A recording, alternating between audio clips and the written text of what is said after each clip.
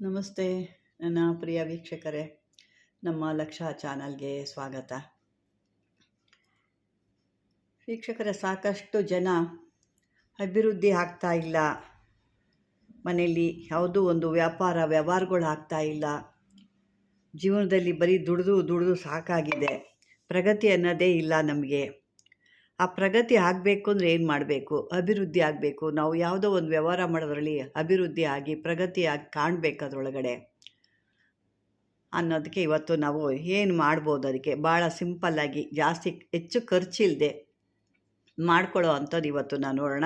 ಅದೇ ರೀತಿ ಗಂಡ ಹೆಂಡತಿ ಕೂಡ ಸಮಸ್ಯೆ ಇರುತ್ತೆ, ಅದು ಕೂಡ ನೋಡೋಣ. ಅದಕ್ಕೂ ಮುಂಚೆ ನಾನು ಸುಮಾರು ಜನಕ್ಕೆ ಮಂತ್ರ ನಾನು ವಾಟ್ಸಪ್ಪಲ್ಲಿ ಹಾಕಿ ಕೊಡ್ತೀನಿ ಅಂತ ಹೇಳಿದ್ದೆ. ಸಾಕಷ್ಟು ಜನ ಸಿಕ್ಕದಂಗೆ, ಎಷ್ಟು ಜನ ಅಂದರೆ ಅದು ಲೆಕ್ಕ, ಅಷ್ಟು ಜನನೂ ನನಗೆ ಮಂತ್ರ ಕೊಡಿ ಅಮ್ಮ ಅಂತ ಕೇಳ್ತಾನೆ ಇದ್ರು. ಆದರೂ ನನಗೂ ಮೊನ್ನೆ 2 ದಿವಸ ಕೂಡ ಸಿಕ್ಕಾಪಟ್ಟೆ ಪೂಜೆಗಳಿದ್ವು, ಎಲ್ಲ ಮಾಡೋದಿರುತ್ತೆ. ನಮಗೂ ಕೆಲವೊಂದು ಕೆಲಸ ಮಾಡೋದಿರುತ್ತೆ, ಅಭಿಷೇಕ ಮಾಡೋದಿರುತ್ತೆ, ಪೂಜೆ ಇರುತ್ತೆ, ಮತ್ತು ಬೇರೆ ಬೇರೆ ವ್ಯವಹಾರಗಳು ಕೂಡ ನಾವು ತೊಡಗಿಸ್ಕೊಂಡಿರ್ತೀವಿ. 5 ನಿಮಿಷ ಊಟ ಮಾಡೋಕ್ಕೆ ಕೂಡ ನಮಗೂ ಟೈಮ್ ಇರೋದಿಲ್ಲ.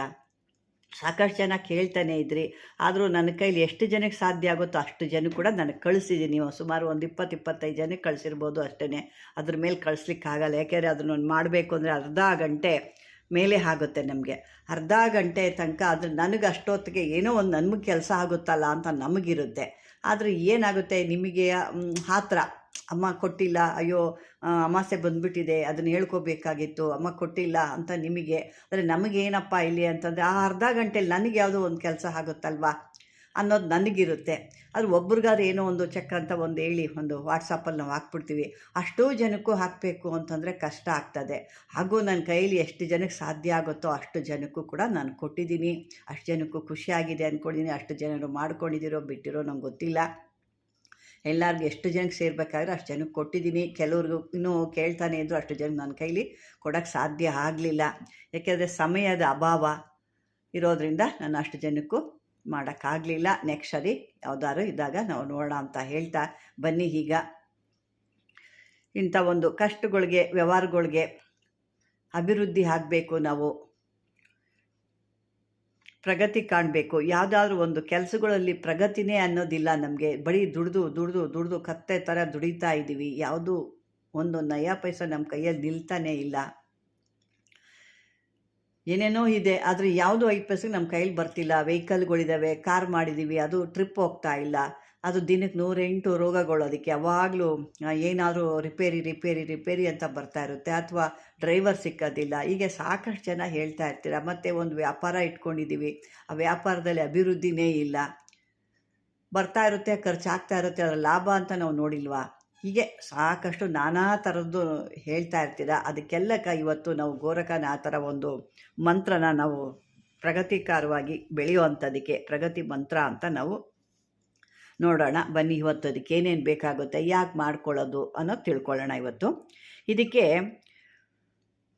ಒಂದು ಚೆನ್ನಾಗಿರೋ ಒಂದು ನಿಂಬೆಹಣ್ಣು ಬೇಕು ನೋಡಿ. ಏನು ಜಾಸ್ತಿ ಖರ್ಚಿಲ್ಲ, ಏನೂ ಇಲ್ಲ, ನಿಮಗೆ ಭಾಳ ಸಿಂಪಲ್ಲು, ಮನೇಲೇ ಮಾಡ್ಕೊಳ್ಳೋ ಅಂಥ ಭಾಳ ಸಿಂಪಲ್ ಕೆಲಸ, ಒಳ್ಳೆ ಅಭಿವೃದ್ಧಿ ಆಗೋ ಅಂಥ ಕೂಡ ಕೆಲಸ. ಒಂದು ನಿಂಬೆಹಣ್ಣು ತೊಗೋಬೇಕು, ಚೆನ್ನಾಗಿರಬೇಕು. ಅದು ಯಾವುದೇ ರೀತಿ ಗಜ್ಜಿ ಆಗಲಿ ಮೇಲ್ಗಡೆ ಅದು ಇಂಥದ್ದೆಲ್ಲ ಆಗಿರ್ಬೋದು, ಭಾಳ ಶುದ್ಧವಾಗಿರಬೇಕು ಅಂಥ ಒಂದು ನಿಂಬೆಹಣ್ಣು, ಚೆನ್ನಾಗಿ ಹಣ್ಣಾಗಿರಬೇಕು ಅಂಥ ಒಂದು ನಿಂಬೆಹಣ್ಣು ತೊಗೋಬೇಕು. ಒಂದು ತಟ್ಟೆ ತೊಗೋಬೇಕು, ಯಾವುದಾದ್ರೂ ಒಂದು ತಟ್ಟೆ, ಎಂಜಿಲು ಆಗದಿರೋ ಅಂಥ ತಟ್ಟೆ, ಯಾವುದಾದ್ರು ಅಂಥ ಒಳ್ಳೆ ತಟ್ಟೆ ತೊಗೋಬೇಕು, ಶುದ್ಧವಾದ ತಟ್ಟೆ ಅಂತ ಹೇಳ್ತೀವಿ. ಅದನ್ನು ಆ ತಟ್ಟೆಯಲ್ಲಿ ಈ ಒಂದು ನಿಂಬೆಹಣ್ಣನ್ನ ಇಡಬೇಕು.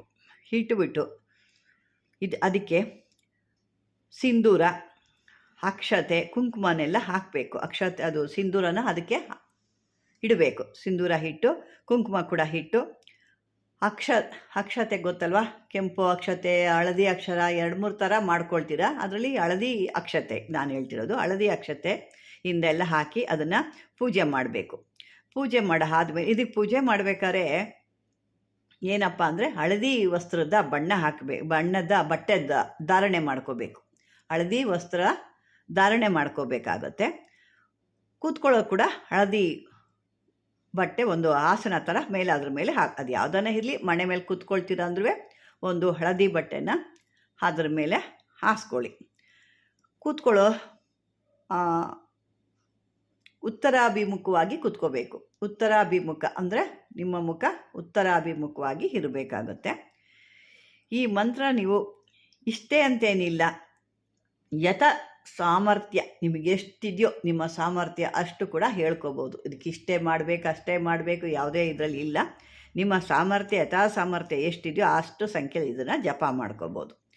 ಈ ಒಂದು ಜಪ ಮಾಡೋ ಸಮಯದಲ್ಲಿ ದೀಪನ ಬೆಳಗಿರಿಸ್ಬೇಕು. ದೀಪನ ಬೆಳಗಿರಬೇಕು, ಆ ದೀಪ ಹಚ್ಚಿರಬೇಕು, ಅದನ್ನು ಬೆಳಗ್ತಾ ಇರಬೇಕು ದೀಪ.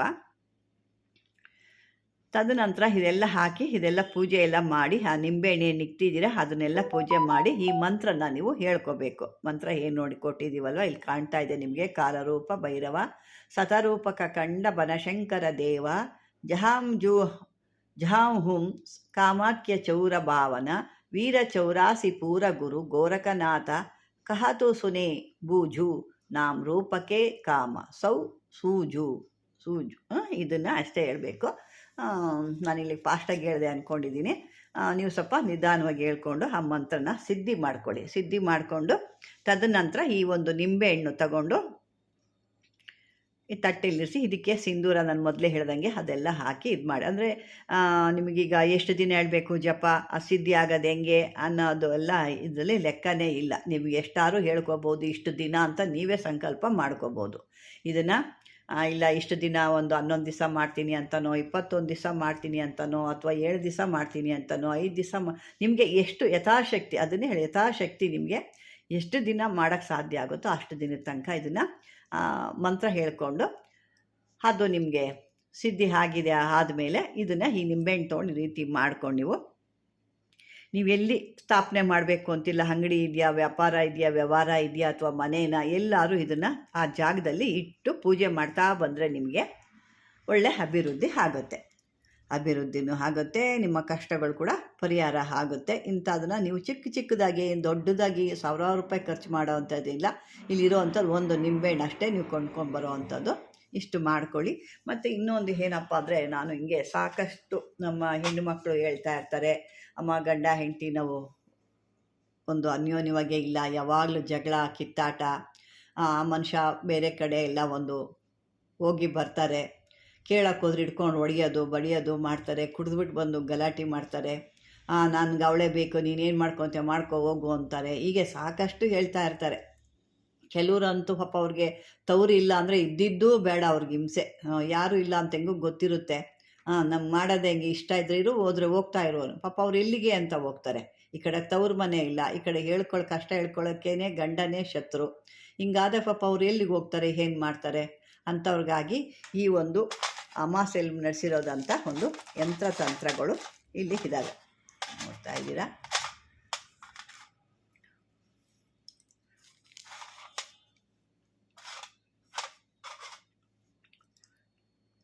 ನೋಡ್ತಾ ಇದ್ರಲ್ಲ ವೀಕ್ಷಕರೇ, ಈ ಒಂದು ಯಂತ್ರ ಮಂತ್ರಗಳು ಕೂಡ ಇದನ್ನು ಮಾಡಿಟ್ಟಿದ್ದೀನಿ ನಾನು. ಯಾಕೆಂದರೆ ಅದು ಟೈಮ್ ಇರಲಿಲ್ಲ, ಅದರಲ್ಲೂ ಕೂಡ ನಾನು ಸಮಯ ಮಾಡಿಕೊಂಡು ಅದನ್ನು ರೆಡಿ ಮಾಡಿದ್ದೀನಿ. ಇದನ್ನು ಸಾಕಷ್ಟು ಜನಕ್ಕೆ ಉಪಯೋಗ ಕೂಡ ಆಗುತ್ತೆ. ಯಾಕೆ ಅಂತಂದರೆ ಮನೇಲಿ ನೆಮ್ಮದಿ ಇಲ್ಲ, ಜೀವನ ಸರಿ ಇಲ್ಲ ಅಂದರೆ ಆ ಹೆಣ್ಮಗಳು ಏನು ಮಾಡ್ತಾಳೆ? ಅವಳಿಗೆ ಜೀವನನೇ ಸಾಕಪ್ಪ ಅಂತ ಒಂದೊಂದು ಸಾರಿ ಅವ್ರು ಕೆಟ್ಟದಾಗಿ ಯೋಚನೆ ಮಾಡಿಬಿಡ್ತಾರೆ. ಅವಾಗ ಏನಾಗುತ್ತೆ, ಇವರು ಕೆಟ್ಟದಾಗಿ ಯೋಚನೆ ಮಾಡಿದ್ರು ಇವ್ರ ಜೀವನವೂ ಹೋಗ್ಬಿಡುತ್ತೆ. ಮಕ್ಕಳು ಪಾಪ ತಬ್ಬಲಿ ಹಾಕ್ಬಿಡ್ತಾರೆ. ಅಕಸ್ಮಾತ್ ಅವ್ರ ತವ್ರ ಮನೆ ತಂದೆ ತಾಯಿ ಯಾರ ಇದ್ದರು ಅವರು ಜೀವನ ಪೂರ್ತಿ ಕೊರಗ್ತಾ ಇರ್ತಾರೆ. ಇವೆಲ್ಲ ಒಂದು ಮನುಷ್ಯನಿಗೆ ಒಂದು ಕೆಟ್ಟ ಗಳಿಗೆಗಳು ಅಥವಾ ಕೆಟ್ಟ ಒಂದು ಸಮಯ ಅಂತ ಇರುತ್ತೆ. ಆ ಕೆಟ್ಟ ಸಮಯದಲ್ಲಿ ಏನು ನಾವು ಕೆಟ್ಟ ನಿರ್ಧಾರ ತೊಗೊಂಡೋಗ ಅದು ಕೆಟ್ಟದನ್ನೇ ತೊಗೊಂಡೋಗುತ್ತೆ. ಅಂಥದ್ದೆಲ್ಲ ಮಾಡ್ಕೋಬೇಡಿ. ಜೀವನನ ಯಾವತ್ತಿದು ಒಂದು ಚಾಲೆಂಜಾಗೆ ತೊಗೋಬೇಕು, ಹಠವಾಗಿ ತೊಗೋಬೇಕು, ಸಾಧನೆ ಮಾಡಬೇಕು. ಆ ಸಾಧನೆ ಮಾಡಿ ಗೆದ್ದಾಗಲೇ ಆ ಮನುಷ್ಯನಿಗೆ ಒಂದು ಬಲ ಅಂತ ಬರುತ್ತೆ. ವೀಕ್ಷಕರೇ, ಇವೆಲ್ಲ ನೋಡಿದ್ದೀರಾ? ಯಾಕೆ ಅಂತಂದರೆ ಲೆಂತ್ ಆಗ್ತಾ ಇರುತ್ತೆ, ನಾನು ಮಾತಾಡ್ತಾ ಇರ್ತೀನಿ, ಲೆಂತ್ ಆಗ್ತಾ ಇರುತ್ತೆ. ಹಾಗಾಗಿ ಇಷ್ಟಕ್ಕೆ ನಾನು ಸ್ಟಾಪ್ ಮಾಡ್ತಾ ಇದ್ದೀನಿ ಅಂತ ಹೇಳ್ತಾ, ವೀಕ್ಷಕರೇ ಈ ಒಂದು ವಿಡಿಯೋಗಳು ನಿಮ್ಗೆ ಇಷ್ಟವಾಗಿದ್ರೆ ಲೈಕ್ ಮಾಡಿ, ಶೇರ್ ಮಾಡಿ. ಯಾರು ಇರೋ ಅಂಥವ್ರಿಗೆ ಶೇರ್ ಮಾಡಿ, ಅವ್ರಿಗೂ ಕಷ್ಟಗಳು ಪರಿಹಾರ ಮಾಡ್ಕೊಳ್ತಾರೆ. ಅದೇ ರೀತಿ ಇದುವರೆಗೂ ಯಾರು ಸಬ್ಸ್ಕ್ರೈಬರ್ ಮಾಡ್ಕೊಂಡಿಲ್ಲ ನನ್ನ ಚಾನಲು, ಲಕ್ಷಾ ಚಾನಲು ಅಂಥವರು ಸಬ್ಸ್ಕ್ರೈಬರ್ ಮಾಡ್ಕೊಳ್ಳಿ. ಹೊಸ್ದಾಗಿ ನೋಡ್ತಿರೋರಾದರೆ ಸಬ್ಸ್ಕ್ರೈಬರ್ ಮಾಡ್ಕೊಳ್ಳಿ. ನೀವು ಮಾಡ್ಕೊಂಡ ತಕ್ಷಣ ನಾನು ಹಾಕಿದಂಥ ವಿಡಿಯೋಗಳು ಇಮಿಡಿಯೇಟಾಗಿ ನಿಮಗೆ ಬಂದು ಸೇರ್ತವೆ ಅಂತ ಹೇಳ್ತಾ, ವೀಕ್ಷಕರೇ ಇದುವರೆಗೂ ನನ್ನ ಒಂದು ವಿಡಿಯೋ ನೋಡಿದ್ದಕ್ಕೆ ಧನ್ಯವಾದಗಳು.